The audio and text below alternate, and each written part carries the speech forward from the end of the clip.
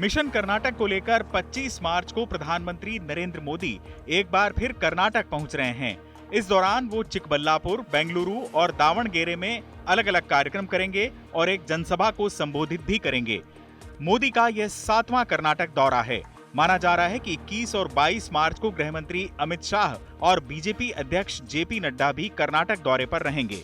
इससे पहले मोदी 19 जनवरी, 6 फरवरी, 13 फरवरी, 27 फरवरी और 12 मार्च को भी कर्नाटक गए थे, जहां उन्होंने कई ऐतिहासिक परियोजनाओं के शुभारंभ के साथ ही राज्य को बड़ी सौगातें दी। मोदी अब तक कर्नाटक को 22,300 करोड़ से ज्यादा की परियोजनाओं की सौगात इसी साल दे चुके हैं। मोदी इस बार चिकबल्लापुर में Madhusudan Sai institute of medical sciences and research का उद्घाटन करने के लिए पहुंच रहे हैं। अब इस महीने के खत्म होने से पहले प्रधानमंत्री के कर्नाटक के 2 और दौरे प्रस्तावित हैं। राज्य में मई में विधानसभा के चुनाव होने हैं। विधानसभा का कार्यकाल 24 मई को खत्म हो रहा है। किसी भी वक्त चुनावी तारीखों का ऐलान हो सकता है।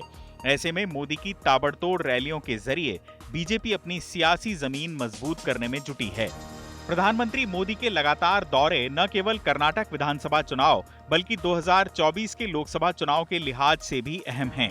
मोदी अपने भाषणों में लगातार डबल इंजन की सरकार पर जोर दे रहे हैं। ऐसे में बीजेपी मोदी के सहारे न केवल विधानसभा बल्कि लोकसभा चुनाव में भी जीत के रास्ते तलाशने की मुहिम में है। 2019 के लोकसभा चुनाव में पार्टी ने राज्य की कुल 28 में से 26 सीटों पर कब्जा जमाया था।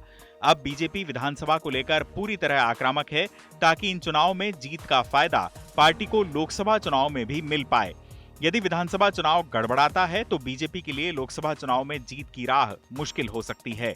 इसके अलावा बीजेपी दक्षिण भारत के अपने इस इकलौते किले में सत्ता को बरकरार रखने के लिए कोर हिंदुत्व कार्ड का इस्तेमाल भी कर रही है।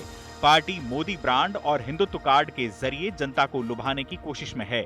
कर्नाटक बीजेपी अध्यक्ष नलिन कुमार कटील के साथ ही राज्य के कई बड़े नेता कोर हिंदुत्व को लेकर लगातार बयानबाजी कर रहे हैं। खासतौर पर इस बार राज्य में टीपू सुल्तान मुद्दे को लेकर सियासी ध्रुवीकरण का प्रयास भी जारी है।